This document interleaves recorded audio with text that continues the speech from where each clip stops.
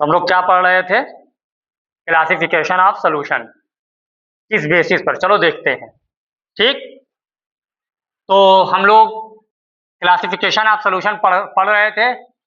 दो बेसिस हम लोगों ने पढ़ा था। पहला हम लोगों ने क्या पढ़ा था? On the basis of number of component. क्या पढ़ा था? Number of components.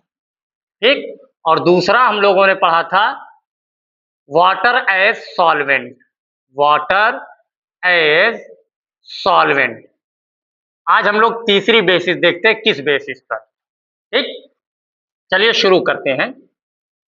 तीसरी बेसिस, पहली बेसिस नंबर ऑफ कंपोनेंट, दूसरा क्या? वाटर एज सॉल्वेंट, और तीसरा है on the basis of added solute. Added solute. ठीक, चलिए देखते हैं एडेड ऑफ सॉल्यूट क्या कहता है। इसमें क्या होगा? सॉल्यूट कितना ऐड होगा, उस बेसिस पर सॉल्यूशन तीन तरह के होते हैं। उस बेसिस पर मेनली कितने टाइप के? Three types. Mainly three types. चलिए देखते हैं कौन कौन सा। नंबर ए, पहले का नाम है सैचुरेटेड सॉल्यूशन। Saturated solution. दूसरे का नाम है अनसैचुरेटेड सॉल्यूशन। Unsaturated solution. और तीसरे का नाम है super saturated solution. Super saturated solution. Saturated solution क्या होता है, अनसैचुरेटेड सॉल्यूशन क्या होता है, और सुपर सैचुरेटेड सॉल्यूशन क्या होता है। जैसे आप डेली स्कूल जाते होंगे,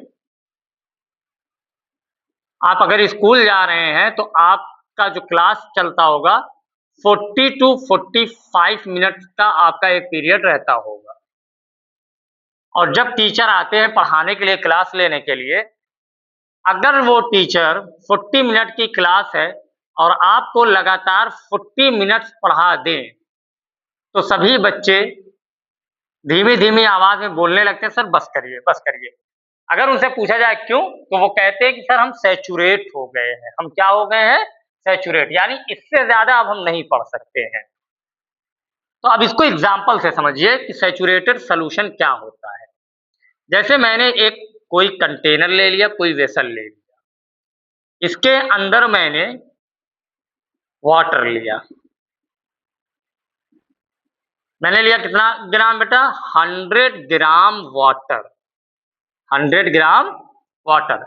और ये वाटर किसकी तरह है? ये वाटर क्या होगा? सॉल्वेंट होगा। क्यों? क्योंकि इसमें सॉल्यूट को ऐड किया जाएगा।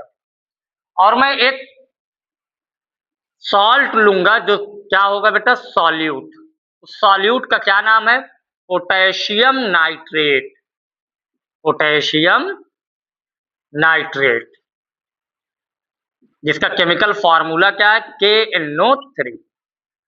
इस पोटेशियम नाइट्रेट को इस सॉल्वेंट में मुझे डिसॉल्व कराना है, और मैं एक टेम्परेचर कह रहा हूं कि टेम्परेचर जो है वो टेम्परेचर है 20 डिग्री सेल्सियस।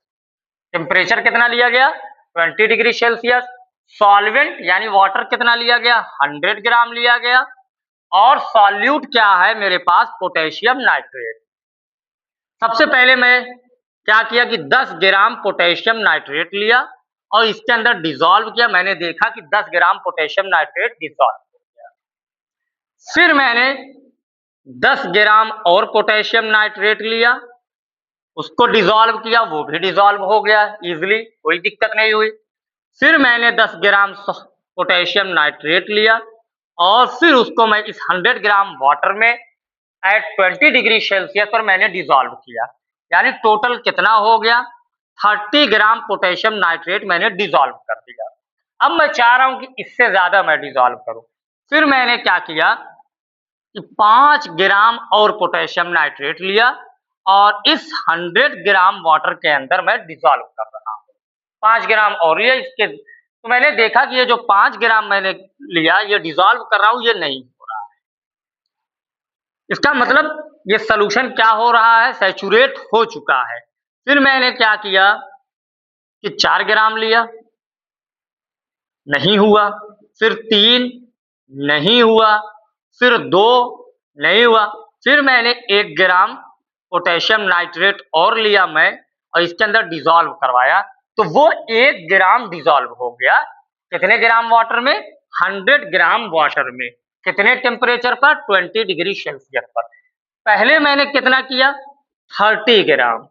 फिर उसके बाद कितना और डिसॉल्व हुआ? 1 ग्राम। इसका मतलब टोटल कितना डिसॉल्व हुआ? 31 gram potassium nitrate 100 gram water में क्या हुआ? 20 डिग्री सेल्सियस पर डिसॉल्व हो गया। 31 ग्राम से मैं ज्यादा चाह रहा हूं कि और डिसॉल्व हो जाए 20 डिग्री सेल्सियस पर, तो डिसॉल्व नहीं हो रहा है।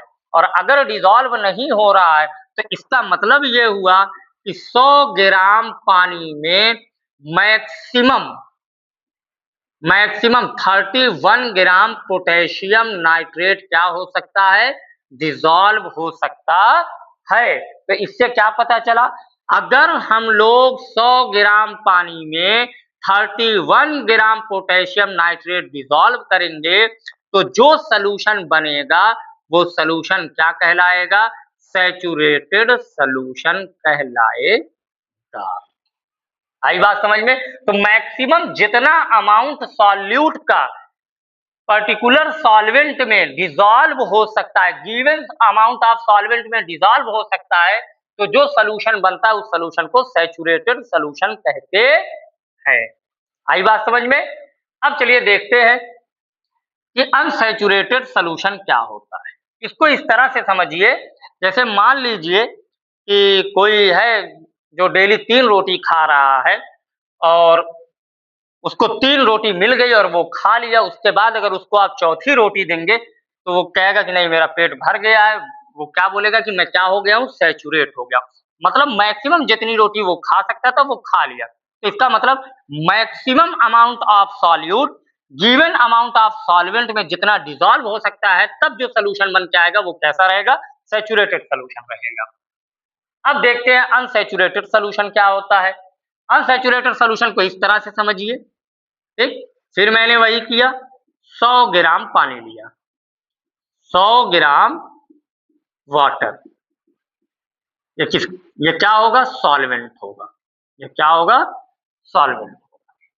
और इसमें इस बार मैं क्या किया? 10 ग्राम पोटेशियम नाइट्रेट को डिसॉल्व किया, वो भी कितने टेम्परेचर पर? 20 डिग्री सेल्सियस पर। क्या 100 ग्राम वाटर सिर्फ 10 ही ग्राम सॉल्यूट यानी पोटेशियम नाइट्रेट को अपने अंदर डिसॉल्व कर सकता है 20 डिग्री सेल्सियस पर? तो आप बताएंगे नहीं। कितना कर सकता है? मैक्सिमम कितना कर सकता है? 31 ग्राम। तो क्या ये जितना डिसॉल्व कर सकता है उतना सॉल्यूट का अमाउंट डिसॉल्व हो गया है? तो आप बताएंगे नहीं। तो इसका मतलब अगर कि कोई डेली 3 रोटी खा रहा है, उसको आप 1 रोटी दे दीजिए, क्या वो कहेगा कि मेरा पेट भर गया? नहीं। तब ऐसी कंडीशन पे जो सोल्यूशन बन के आएगा उस सोल्यूशन को क्या नाम देते हैं? अनसैचुरेटेड सोल्यूशन नाम देते हैं। इसका मतलब कि गिवन अमाउंट ऑफ सॉल्वेंट में मैक्सिमम जितना amount of solute given temperature यानी पर्टिकुलर टेम्परेचर पर डिसॉल्व हो सकता है, उससे कम अगर डिसॉल्व है तो जो सोल्यूशन बन के आएगा उसको क्या बोलेंगे? सैचुरेटेड सोल्यूशन बोलते हैं। अब आते हैं किसकी तरफ? Super saturated solution. अब मैंने फिर वही किया, टेम्परेचर कितना लिया? 20 डिग्री सेल्सियस और वाटर का अमाउंट उतना ही 100 ग्राम। 100 ग्राम। अब मैं चाह रहा हूं कि पोटेशियम नाइट्रेट जो है वो मैं 40 ग्राम डिसॉल्व कर दूं 100 ग्राम ऑफ वाटर में। तो जरा बताइए क्या ये पॉसिबल है कि 20 डिग्री सेल्सियस पर 40 ग्राम पोटेशियम नाइट्रेट डिसॉल्व हो सकता है? तो आप कहेंगे नहीं हो सकता। तो अब आप इसको इस तरह से समझिए कि अगर मैं टेम्परेचर इंक्रीज करूंगा टेम्परेचर क्या करूंगा, इंक्रीज करूंगा, तब क्या होगा कि 40 ग्राम, मैं कहा कि मान लीजिए, सपोज करिए मैं कितना कर सकता हूँ, 40 ग्राम। ठीक, अगर मैंने टेम्परेचर इंक्रीज किया, टेम्परेचर इंक्रीज करने से सॉल्यूट की सॉल्युबिलिटी क्या होती है, बढ़ जाती है। तो 40 ग्राम सॉल्यूट क्या हो जाएगा, डिसॉल्व हो जाएगा। इसका मतलब क्या हुआ, अगर आप टेम्परेचर को इंक्रीज करेंगे तो सॉल्युबिलिटी भी क्या हो जाएगी, बढ़ जाती है इसकी सॉल्यूट। टेम्परेचर जब भी आप बढ़ाएंगे तो सॉल्युबिलिटी क्या हो जाएगी, इंक्रीज हो जाएगी। अगर टेम्परेचर डिक्रीज होगा तो सॉल्युबिलिटी भी क्या हो जाएगी, कम हो जाएगी। देखिए जैसे 20 डिग्री सेल्सियस पर मैक्सिमम कितना हुआ, 31 ग्राम, और 20 डिग्री सेल्सियस पर मैं चाह रहा हूं कि 40 ग्राम हो जाए, तो वो पॉसिबल नहीं है। टेम्परेचर जब तक बढ़ाएंगे नहीं तब तक सॉल्यूट का अमाउंट क्या नहीं होगा, डिसॉल्व नहीं होगा। आई बात समझ में? तो इससे क्या पता चला, जैसे इसका आप बेस्ट एग्जांपल, जलेबी आप खाए होंगे, जब जलेबी आप देखे होंगे ठंडी हो जाती है तो उसके ऊपर चीनी लगी रहती है, एक शुगर के पार्टिकल लगे होते हैं। क्यों? जब उसकी चाशनी बनाई जाती है तो टेम्परेचर बढ़ाया जाता है, और टेम्परेचर जब बढ़ाया जाता है तो उसमें सॉल्यूट का अमाउंट यानी शुगर ज्यादा क्या हो जाता है, डिसॉल्व हो जाता है। लेकिन होता क्या है, जैसे ही उस सॉल्यूशन का टेम्परेचर डिक्रीज होता है, जो ज्यादा अमाउंट जो हमने टेम्परेचर बढ़ा के डिसॉल्व किया सॉल्यूट को, वो क्या हो जाएगा, सॉल्यूशन के बाहर आ जाएगा, और वो भी क्या, सॉल्यूशन से कहाँ आ जाएगा, सॉल्यूशन को छोड़ देगा और बाहर किस फॉर्म में आ जाता है, क्रिस्टल के फॉर्म में आ जाता है। इसको क्या बोला जाता है, क्रिस्टलाइजेशन बोला जाता है। आगे मैं बताऊंगा। तो आपको समझ में आया कि एडेड सॉल्यूट के ऊपर सॉल्यूशन कितने तरह का होता है, 3 तरह का। पहले का नाम सैचुरेटेड, दूसरे का नाम अनसैचुरेटेड, और तीसरे का नाम सुपर सैचुरेटेड। यानी सैचुरेटेड क्या होता है, मैक्सिमम अमाउंट ऑफ सॉल्यूट जितना डिसॉल्व हो जाएगा गिवन अमाउंट ऑफ सॉल्वेंट में, उसी को क्या बोल देंगे, सैचुरेटेड सॉल्यूशन।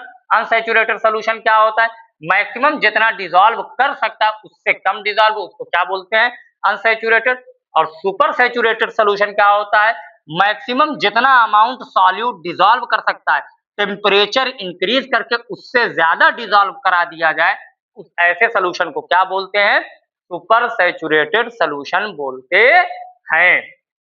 तो अगर आपसे पूछा जाए सुपर सैचुरेटेड सॉल्यूशन में अगर टेम्परेचर घट गया यानी डिक्रीज हो गया तो क्या होगा, तो उस सॉल्यूशन में जो ज्यादा अमाउंट सॉल्यूट का डिसॉल्व है, टेम्परेचर घटने पर सॉल्यूट का अमाउंट क्रिस्टल के फॉर्म में बाहर आ जाता है, यानी सॉल्यूशन को छोड़ देता है, और इस प्रोसेस को क्रिस्टलाइजेशन बोला जाता है। ये आगे मैं आप लोगों को बताऊंगा।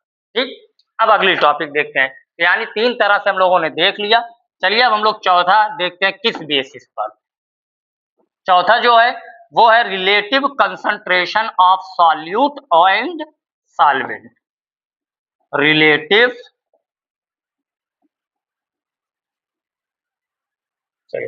चौथा on the classification of solution, किस बेसिस पर, चौथा क्या है, relative concentration of solute and solvent. अगर आपसे पूछा जाए कंसंट्रेशन मीन्स, कंसंट्रेशन का मतलब क्या है, कंसंट्रेशन, तो आप बताइएगा कंसंट्रेशन का मतलब amount of solute, amount of solute present in solution, present in solution. Solute का जो अमाउंट है, सॉल्यूट का जो अमाउंट किसमें, सॉल्यूशन में, उसी को क्या बोला जाता है, कंसंट्रेशन। तो अगर पूछा जाए कि रिलेटिव कंसंट्रेशन यानी किसी से रिलेट कराना है, वो भी किसका, सॉल्यूट और सॉल्वेंट का। जैसे फॉर एग्जांपल, इसका एग्जांपल समझिए, अभी आपको समझ में आया है। जैसे मैंने क्या किया, पहले 10 ग्राम NaCl लिया, इसको मैं डिसॉल्व कराया, 10 ग्राम NaCl को डिसॉल्व कराया, कितने में, 90 ग्राम वाटर, 90 ग्राम वाटर में। तो सॉल्यूशन का अमाउंट क्या होगा, देखो। अच्छा, इसको फिर ऐसे समझिए। फिर मैंने क्या किया कि 20 ग्राम मैंने लिया NaCl, फिर इसको मैं डिसॉल्व कराया 90 ग्राम H2O। ठीक, चलिए एक एग्जांपल और ले रहा हूं।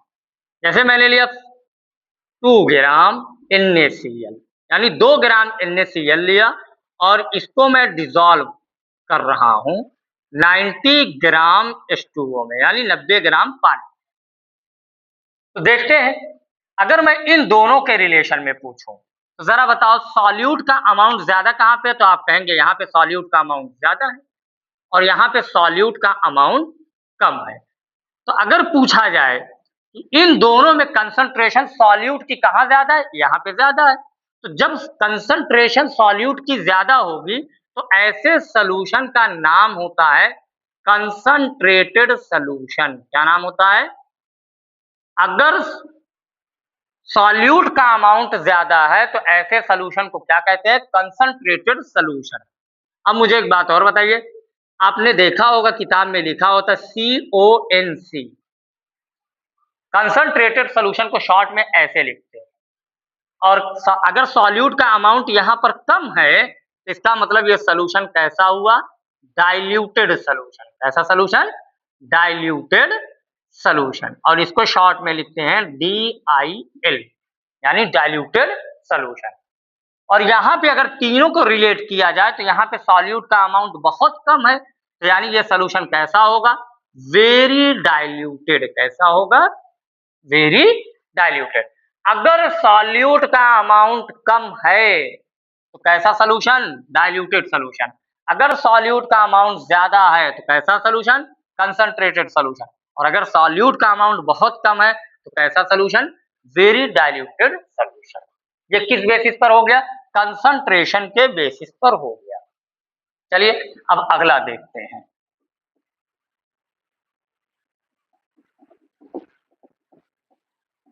किस बेसिस पर करना है?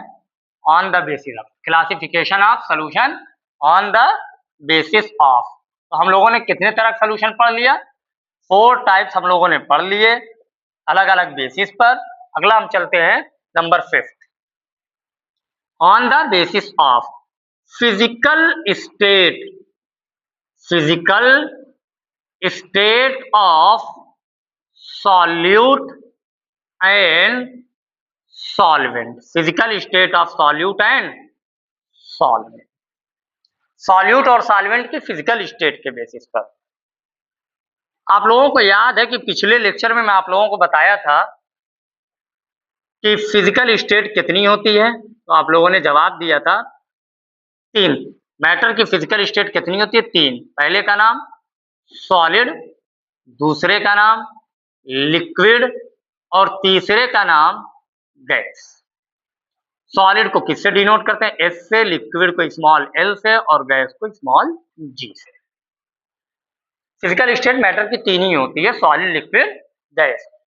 और मैं तुम लोगों को एक बात और बताया था, सॉल्यूशन की फिजिकल स्टेट, सॉल्यूशन की फिजिकल स्टेट वही होती है जो फिजिकल स्टेट किसकी होती है? सॉल्वेंट।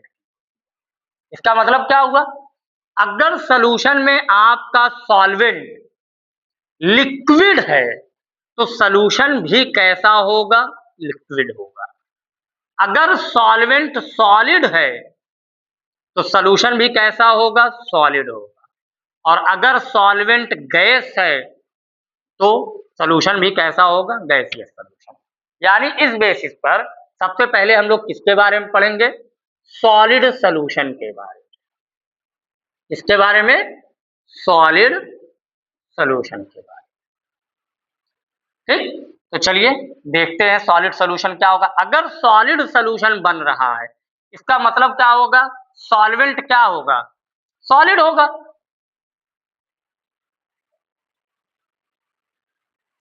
तो यहां पे मैं क्या लिख रहा हूं? सॉल्वेंट। यहां पे क्या लिखूंगा? सॉल्यूट।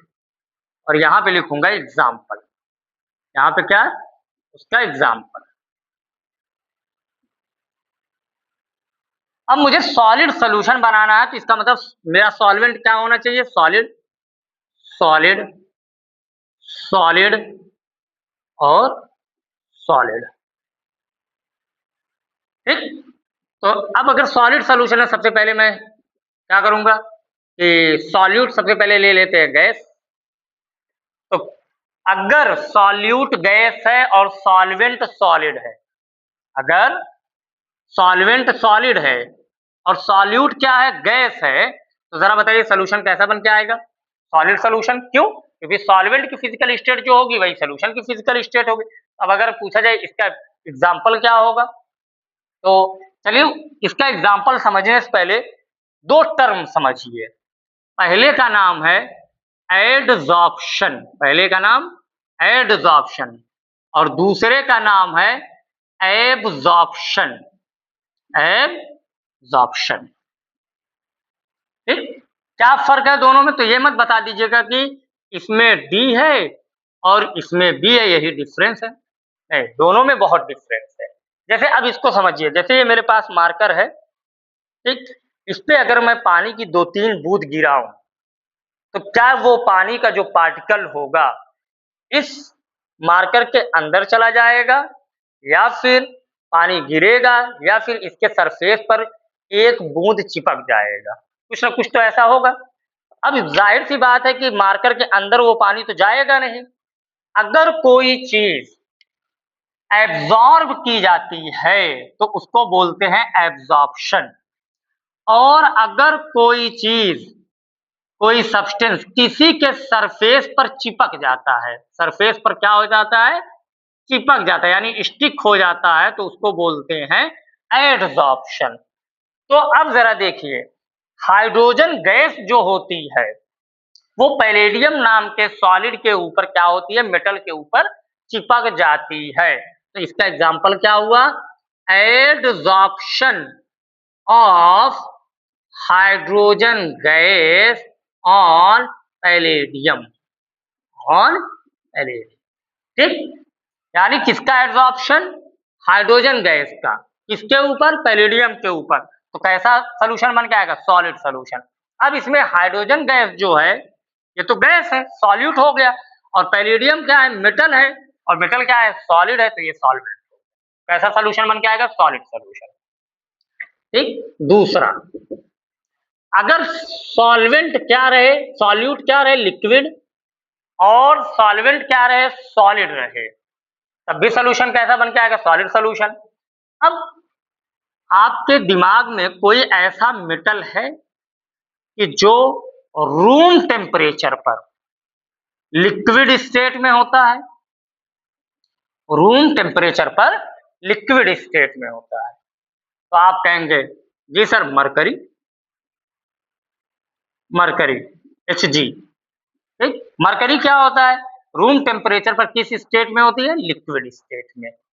अगर मरकरी को, अगर मरकरी को किसी भी मेटल के साथ मिक्स कर दिया जाए, अगर मरकरी को किसी भी मेटल के साथ मिक्स कर दिया जाए, तो आपको ये पता होगा, क्लास 10th में आप पढ़े होंगे, मेटल को जब मेटल के साथ मिलाया जाता है तो क्या बन के आता है? एलॉय बन के आता है। तो मेटल तो ये भी है, और इसको मैं मेटल के साथ मिला रहा हूं, लेकिन जब भी मरकरी को किसी मेटल के साथ मिक्स किया जाता है तो वो बन के आता है, उसको कहते हैं अमलगम। क्या कहते हैं? अमलगम। ठीक। आई बात समझ में? इसका मतलब क्या हुआ? अगर मरकरी को मैं किसी भी सॉलिड के साथ मिक्स कर दूं तो क्या बन के आएगा? मेरे पास अमलगम बन के आएगा। यानी अगर पूछा जाए क्या, अमलगम ऑफ, ऐसे मत लिखो, लिख दो mixture of mercury, mixture of mercury with sodium.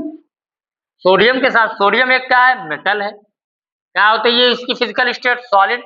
मिलाया किसको जा रहा है? मरकरी को। मरकरी क्या है? सॉल्यूट। किस स्टेट में है? लिक्विड स्टेट में। कैसा बन के आएगा सोल्यूशन? Solid solution. ठीक। अब देखते हैं तीसरा।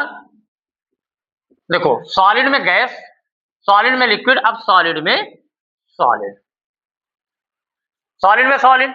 अब आप जानते होंगे मेटल गोल्ड कैसा होता है, सॉलिड, और मेटल कौन, कॉपर, ये भी कैसा होता है, सॉलिड। दोनों को मिक्स कर दो, कैसा सोल्यूशन बन के आएगा, सॉलिड सोल्यूशन। क्या बताएंगे, मिक्सचर ऑफ गोल्ड विद इसके साथ कॉपर। जरा देखिए कैसा सोल्यूशन, ये किसके एग्जांपल है, तीनों सॉलिड सोल्यूशन के एग्जांपल है। ठीक है, अब देखते हैं लिक्विड सोल्यूशन। कौन सा सोल्यूशन, लिक्विड सोल्यूशन। अब लिक्विड सोल्यूशन कब बनेगा, सॉलिड सोल्यूशन कब बना, जब सॉल्वेंट क्या था, सॉलिड था। और लिक्विड सोल्यूशन कब बनेगा, जब सॉल्वेंट क्या होगा, लिक्विड होगा। सॉल्यूट, और यहां क्या, सॉल्वेंट, और यहां क्या, एग्जाम्पल। देखते हैं सॉल्वेंट तीनों केस में क्या रहेगा, लिक्विड, लिक्विड, और फिर liquid, liquid liquid liquid. Solute क्या रहेगा, सॉलिड,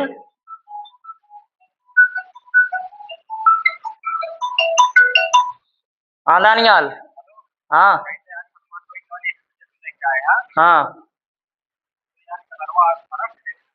लाइक कोई दिक्कत नहीं, उसको लगा दीजिए आप, ठीक है, लगा दीजिए, कोई दिक्कत नहीं है, थोड़ा सा चेंज है ना, हाँ हाँ, थोड़ा सा एकदम हल्का है ना, हाँ तो हाँ लगा दीजिए, कोई दिक्कत नहीं है, हाँ हाँ लगा दीजिए। अभी आ रहे हैं तो बता रहे हैं आपको, अभी हम कहीं आए हुए हैं, ठीक है। घर नहीं हूं मैं अभी, अच्छा रुकिए, मैं घर फोन करके कह दे रहा हूँ, ठीक है, ठीक ठीक ठीक। ओहो सॉरी, हाँ तो यहाँ देखते हैं सॉल्वेंट क्या है, लिक्विड, और सॉल्यूट क्या है, सॉलिड। इसका एक बेस्ट एग्जांपल कि salt dissolve in water, salt dissolve in water. नमक किसमें डिजॉल्व होगा, पानी में। नमक क्या है, सॉल्यूट, कैसा सॉल्यूट है, सॉलिड। वाटर में डिजॉल्व हो रहा है, वाटर क्या है, सॉल्वेंट। वाटर कैसी फिजिकल स्टेट क्या है, लिक्विड। अच्छा, लिक्विड सोल्यूशन में अब दूसरा, लिक्विड में लिक्विड मिक्स कर दें, लिक्विड में लिक्विड। तो अगर पूछा जाए इसका example, best example ethanol. Ethanol बोले तो दारू, अल्कोहल। एथेनॉल बोले तो alcohol, alcohol dissolve in water, alcohol dissolve in water. तो अल्कोहल की फिजिकल स्टेट क्या है, अल्कोहल की फिजिकल स्टेट लिक्विड है, और वाटर की फिजिकल स्टेट लिक्विड है। कैसा सोल्यूशन बन के आएगा, लिक्विड सोल्यूशन बन के आएगा। अब सॉल्वेंट क्या है, लिक्विड। अब इसमें किसको मिलाएंगे, गैस को, किसको मिलाएंगे, गैस को। तो इसका best example carbonated water, carbonated water. अब अगर पूछा जाए कार्बोनेटेड वाटर क्या, जो आप कोल्ड ड्रिंक पीते हैं, कोल्ड ड्रिंक, वो कार्बोनेटेड वाटर होता है। इसको कार्बोनेटेड वाटर क्यों कहा जाता है, क्योंकि इसमें carbon dioxide gas dissolve in water, dissolve in water. Carbon dioxide gas को डिजॉल्व किया जाता है पानी के अंदर, पानी की फिजिकल स्टेट लिक्विड, और गैस को डिजॉल्व कराया जा रहा है, गैस क्या हो गई, सॉलिड हो गई। आई बात समझ में। ऑक्सीजन डिजॉल्व इन वाटर, वो भी क्या होगा, कैसा सोल्यूशन बन के आएगा, लिक्विड सोल्यूशन बन के आएगा। तीसरा हम लोग देखते हैं गैसियस सोल्यूशन, गैसियस सोल्यूशन। अब गैसियस सोल्यूशन में क्या होगा, गैसियस सोल्यूशन में सॉल्वेंट कब बन के आएगा, गैसियस सोल्यूशन जब सॉल्वेंट की फिजिकल स्टेट गैस होगी। और यहाँ पे क्या, सॉल्यूट, और यहाँ पे क्या, एग्जाम्पल। आप जब एनसीईआरटी की बुक देखेंगे, उसमें एग्जाम्पल दिया हुआ है, यानी इस हिसाब से। अब जरा देखिए गैसियस सोल्यूशन कब बनेगा, जब तीनों इस केस में सॉल्वेंट की फिजिकल स्टेट क्या होगी, गैस गैस गैस। अब जरा बताइए on the basis of solute and physical state of solute and solvent, solution कितने टाइप का हो गया? 9 टाइप्स, 9 तरह का हो गया। 1 2 3 4 5 6 7 8 9। अब सबसे पहले क्या करें कि गैस के अंदर गैस को डिसॉल्व कर दें, सॉल्यूट भी क्या हो जाए? गैस हो जाए। अब आप देखिए इसका एग्जांपल इस तरह समझिए कि एयर है, एयर होती क्या है? मिक्सचर ऑफ गैसेस, और एयर में सबसे ज्यादा कौन सी गैस होती है? Nitrogen gas. कौन सी गैस? Nitrogen gas. कितना होता है अमाउंट नाइट्रोजन गैस का? 78.08%। ठीक। अब अगर नाइट्रोजन सबसे ज्यादा एयर में है तो नाइट्रोजन किसकी तरह काम करेगी? सॉल्वेंट की तरह। किसकी तरह? सॉल्वेंट की तरह।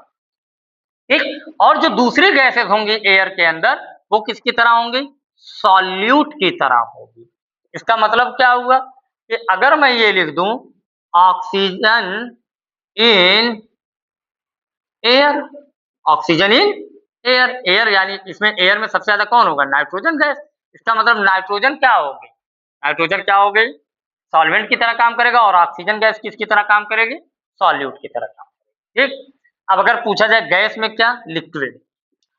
गैस में लिक्विड तो क्या बताएंगे? Chloroform, chloroform in nitrogen. एक एग्जांपल ये हो गया। अगर पूछा जाए गैस में सॉलिड, गैस में सॉलिड तो क्या इसका एग्जांपल है? कैम्फर, कपूर जिसको बोलते हैं, कैम्फर इन नाइट्रोजन। नाइट्रोजन क्यों मैं बार बार लिख रहा हूं? इस वजह से लिख रहा हूं क्योंकि नाइट्रोजन एयर के अंदर किसकी तरह काम करेगी? सॉल्वेंट की तरह। एयर भी क्या है? होमोजिनस मिक्सचर है। किसका? गैसेस का। एयर क्या है?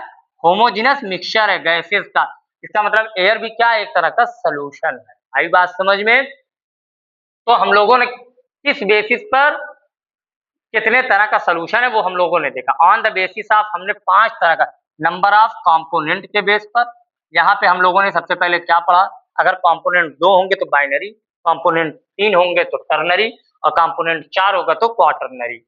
वाटर एज सॉल्वेंट, अगर सॉल्वेंट वाटर है तो उसको क्या बोलेंगे? एक्वस सोल्यूशन, और अगर वाटर सॉल्वेंट नहीं है तो उसको non aqueous solution. Added solute के ऊपर 3 तरह का, सैचुरेटेड, अनसैचुरेटेड और सुपर सैचुरेटेड। और कंसंट्रेशन के बेसिस पर, सॉल्यूट और सॉल्वेंट की कंसंट्रेशन के बेसिस पर हम लोगों ने 2 तरह का पढ़ा, पहला कंसंट्रेटेड और दूसरा डाइल्यूटेड। हाँ, अगर सॉल्यूट का अमाउंट बहुत कम है तो उसको क्या बोलेंगे? Very diluted. अच्छा, और अगर पूछा जाए फिजिकल स्टेट के बेस पर सॉल्यूट सॉल्वेंट की तो 9 टाइप्स। ये हम लोगों ने क्या पढ़ लिया? Classification of solution. ठीक। अब जो हमारी अगली टॉपिक होगी उसका नाम होगा कंसंट्रेशन टर्म। क्या नाम होगा? Concentration term. अब ये होता क्या है, इसके बारे में पढ़ना क्या है, ये सारी चीजें आपको अगले क्लास में पढ़ाई जाए।